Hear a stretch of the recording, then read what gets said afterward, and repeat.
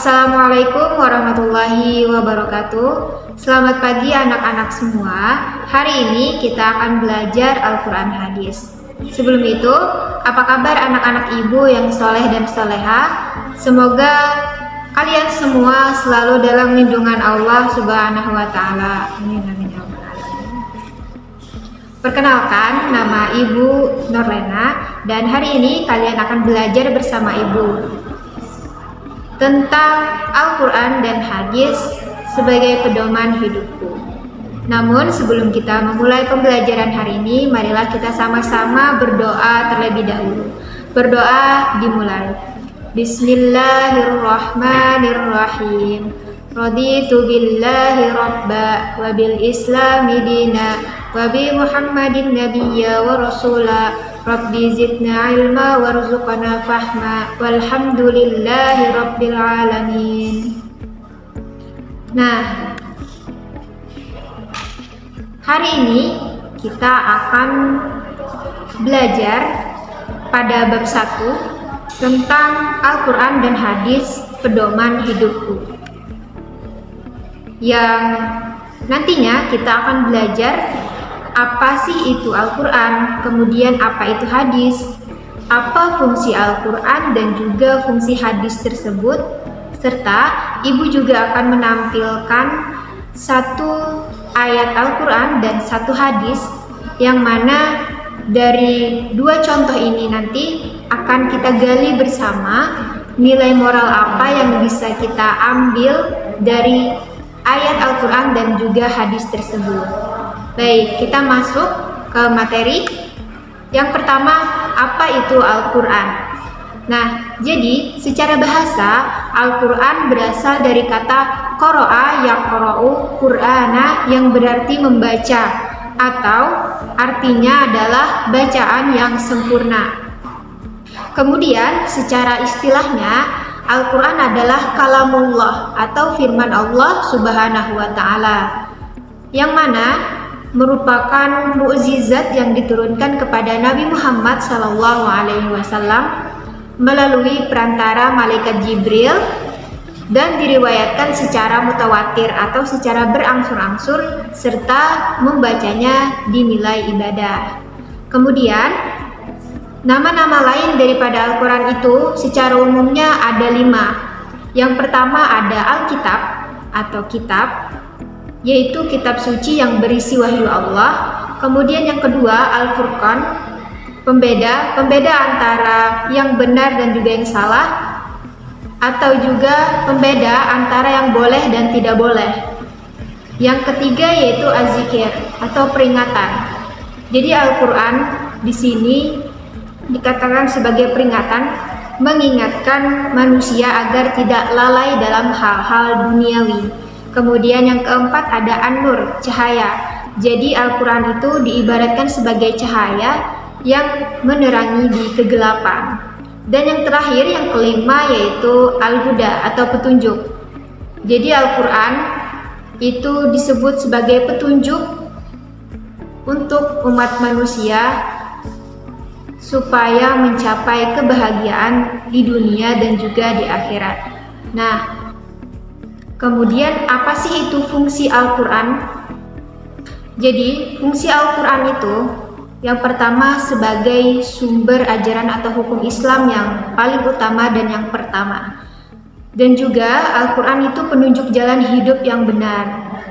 Yang ketiga, pemberi informasi tentang hal gaib seperti hari kiamat dan juga surga atau neraka. Jadi kita sebagai umat Islam wajib mengimani adanya hal-hal tersebut.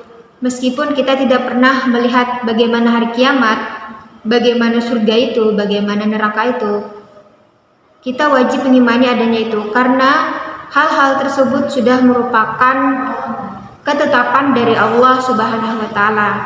Dan yang terakhir, Al-Quran tentunya meluruskan ajaran-ajaran terdahulu seperti Taurat, Zabur, dan juga Injil. Nah, itu tadi pengertian Al-Quran dan juga fungsi Al-Quran. Kemudian kita lanjut ke pengertian hadis dan fungsi hadis. Jadi, hadis itu secara bahasa artinya baru. ucapan, pembicaraan, atau cerita. Dan para ulama berpendapat bahwasanya hadis itu merupakan sinonim dari sunnah. Artinya apa? Artinya secara istilah, hadis adalah segala sesuatu yang diriwayatkan dari Nabi Muhammad SAW, baik berupa perkataan Nabi, kata-kata yang keluar daripada mulut Nabi SAW, kemudian perbuatan atau tindakan Nabi, kemudian ketetapan atau takrir, sifat-sifat baik Nabi, dan juga himmah atau keinginan Nabi. Nah, itu tadi pengertian dari hadis. Kemudian apa sih itu fungsi hadis?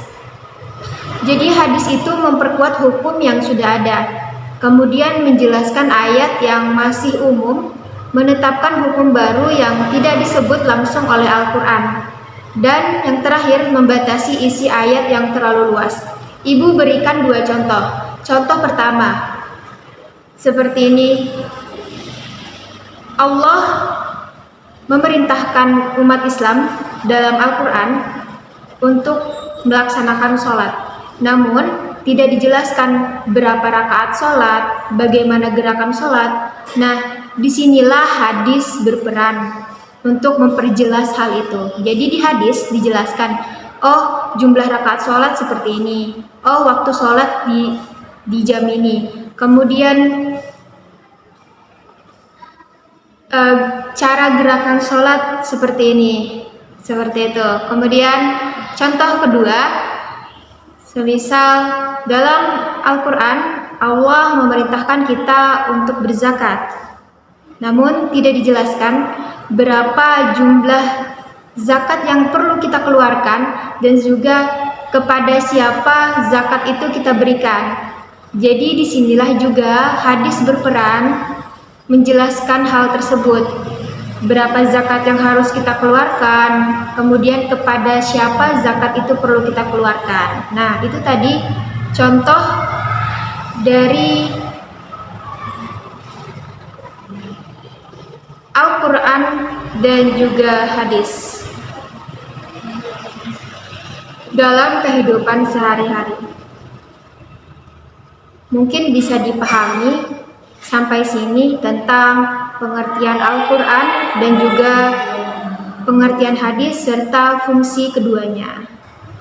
Nah, di sini Ibu punya contoh ayat dan juga hadis. Yang pertama, kita menelaah dulu tentang surah Al-Baqarah ayat 2 ini, yang bunyinya akan Ibu bacakan. A'udzubillahi minasyaitonir rajim. Bismillahirrahmanirrahim. Dzalikal kitabu la raiba fihi hudal lil muttaqin. Shadaqallahul azim.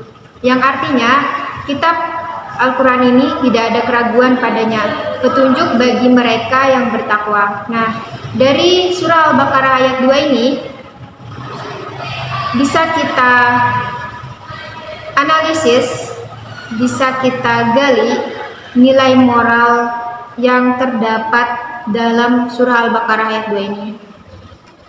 Yang pertama, Al-Quran itu tentunya adalah petunjuk hidup bagi umat manusia, karena tidak ada keraguan di dalam Al-Quran tersebut. Tidak ada keraguan di dalam isi Al-Quran tersebut, dan kebenarannya sangat mutlak dan sangat pasti.